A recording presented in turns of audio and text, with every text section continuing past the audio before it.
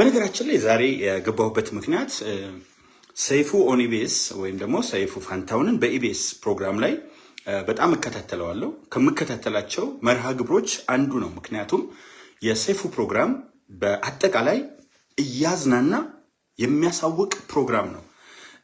እዚህ ሰይፉ በሚያቀርባቸው ፕሮግራሞች ዙሪያ በትክክል ከመጀመሪያው እስከ መጨረሻው የምትከታተሉት ከሆነ ሰይፉ በጣም በርካታ ስራዎችን ነው የሚሰራው። መልቲፕል እና አይከን ለመሆን የበቃ ሰው ነው።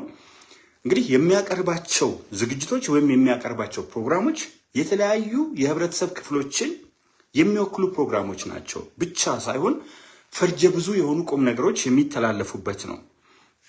እዚህ ላይ ጆን ዳንኤልን በትክክል ካያችሁት በጣም ብዙ ወጣቶችን ሊያስተምር የሚችል አቀራረብ ነው ጆን ዳንኤል ይዞ የመጣው። በአንድ ዓመት ከ4 ወር የእስር ቆይታ ውስጥ ትክክል ማረሚያ ቤት የሚለውን ትርጉም እንዲይዝ አድርጎ እንደወጣ ከወዲሁ የሚያጠግብ እንጀራ ከምጣዱ ያስታውቃል የሚባል ነገር አለና ጆን ዳንኤልን በዚህ አጋጣሚ ላከብረውና ላመሰግነው ፈልጋለሁ። ምክንያቱም ጆን ዳንኤል በኢትዮጵያ አየር መንገድ ውስጥ ከተሳፈሩ በኋላ አየር መንገዱ ለበረራ የሚያመች ሁኔታ ባለመኖሩ ምክንያት አልበርም የሚል ነገር ሲያመጣ አየር መንገድ አውቶቡስ አይደለም ወይም የተለያየ አይነት ነገር አይደለም። አውቶቡስ እንኳን ቢሆን አልሄድም ካለ ምክንያቶች ይኖራሉ። ህጋዊ ለሆኑ ነገሮች መገዛት ትልቅ ነገር ነው። በተለይ ንዴት የደቂቃ እብደት ነው። ተው አትናደድ፣ የሚገነፍል ድስት ራሱን ነው የሚያቆሽሸው የሚሉ 2 ነገሮች አንብቤያለሁ። በተለይ እፎይታ ከሚለው ግዙፍ የትርጉም መጽሐፍ ላይ ንዴት የደቂቃ እብደት ነው የሚል ያየው ሲሆን ቃል ኪዳን አንባብ ከተረጎመችው ደግሞ ተው አትናደድ፣ የሚገነፍል ድስት ራሱን ነው የሚያቆሽሸው የሚል መልእክት አለና ጆን ዳንኤል በወቅቱ ተሳስቶ ነበር።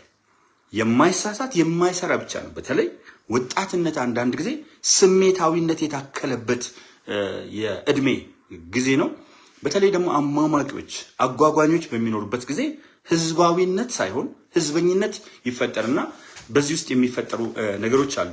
እንደ ጆን ዳንኤል አይነት ተጽዕኖ ፈጣሪ የሆኑ ወጣቶች የመጀመሪያው በጣም ያደነኩት ግብዳዎች አልጸጸትም በሚሉበት ምድር ላይ ጆን ዳንኤል ያጠፋው ጥፋት ስህተት መሆኑን ተገንዝቦ ቆሞ ለኢትዮጵያ አየር መንገድ እንዲሁም ላስቀየመው መንግስትና የኢትዮጵያ ህዝብ ያደረገው ምንድነው ይቅርታ አድርጉልኝ ጥያቄ በእውነቱ ጆን ዳንኤል እንዳከብረው አድርጎኛል እና ተስፋም እንዲኖረን። በተለይ ብዙ ሰው ወጣቶች ላይ የተዛባ አመለካከት ነው ያለው። ወጣቶችን በተለያዩ ስሞች የመጥራት ነገር ስለነበረ የነገ ሀገር ተስፋዎች ብሎ ወጣቶችን ከዛሬ የማራቅ አመለካከት ነበር። አልወድም እኔ።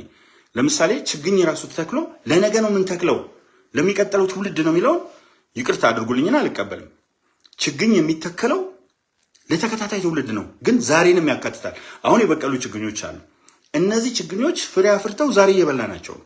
ስለዚህ ለነገ አይደለም ችግኞቹ እየተተከሉ ያሉት። የብርቱካን ዛፎች፣ የማንጎ ዛፎች፣ የመንደሪን ዛፎች እየተተከሉ ያሉት ምናልባት ከትላንት ዛሬ ነገ ካልተባለ በስተቀር ለአሁኑም ትውልድ ነውና ይሄ ትውልድ ተአምር እየሰራ ነው።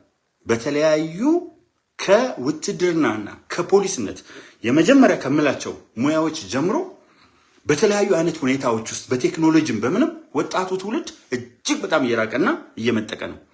ነገር ግን አንዳንድ ጊዜ ቴክኖሎጂው ላያችን ላይ ይሰለጥንና በቴክኖሎጂ በጣም እናኝና ከባህሪ አንጻር ከኤቲክስ አንጻር ችግሮች ይፈጠራሉ።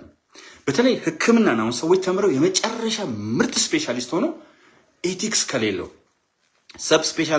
ሰብስፔሻሊቲ ደረጃ ተምሮ ኤቲክስ ከሌለው ችግር ነው።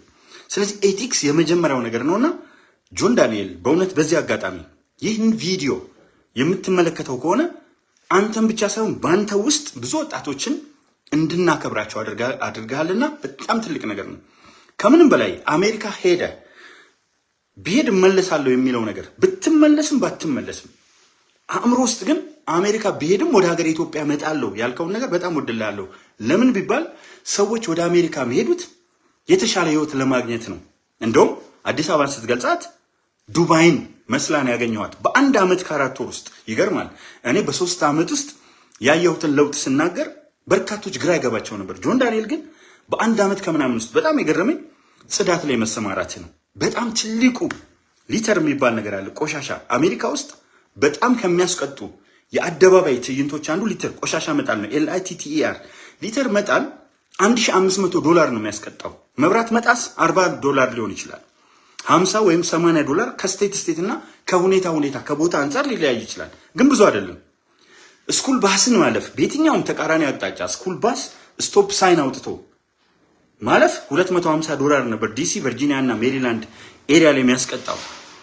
ቆሻሻ መጣል ግን $1500 ነው። ስንት እጥፍ እንደሆነ ተመልከቱት። ስለዚህ አዲስ አበባ እንዲህ ተለውጣ ቆሻሻ ካላት ግን አታምርም የሚለው ነገር ይሄ ባይዘወይ ማጽዳት ብቻ አይደለም፣ አስቆመው ነው ቆሻሻ የሚያስነሱት ውጭ ላይና ጆን ዳንኤል በዚህ አጋጣሚ ብዙ ያደረካቸው የተናገርካቸው ንግግሮች በቁም ነገር የተሞሉ ናቸው። ብዙ ጊዜ ከትልቆች ብቻ የመጠበቅና ወጣቶችን የማግለል ሰግሪጌትና ማርጂናላይዝ የማድረግ እንቅስቃሴያችን ኢንተር ጀነሬሽናል ጋፕ የትውልድ ክፍተት እንዲፈጠር አድርጓል። ወጣቶች ለትልቆች የምትሰጡት ክብር ዝቅ ካለ እርግጠኛውን የምነግራችሁ ትረገማላችሁ። መረገም መጥፎ ነው።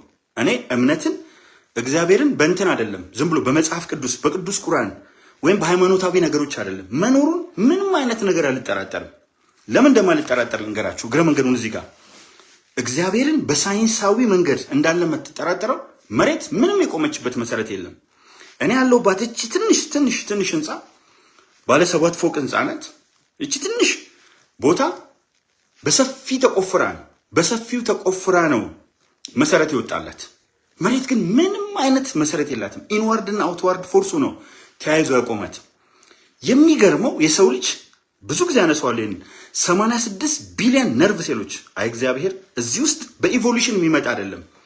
86 ቢሊዮን ነርቭ ሴሎች 100 ትሪሊየን ሲናፕሲስ አለ እዚህ ውስጥ 100 ትሪሊየን። የአሜሪካ ጂዲፒ ብዙ ጊዜ ያነሳዋለሁ 30 ትሪሊየን ነው። 3 እጥፍ ሲደመር 10 ትሪሊየን። ይህን ያህል ውስብስብ ነገር አለ። 86 ቢሊዮን ኒውሮኖችና 100 ትሪሊየን ሲናፕሲሶች አሉት። ሊፈጠር አይችልም።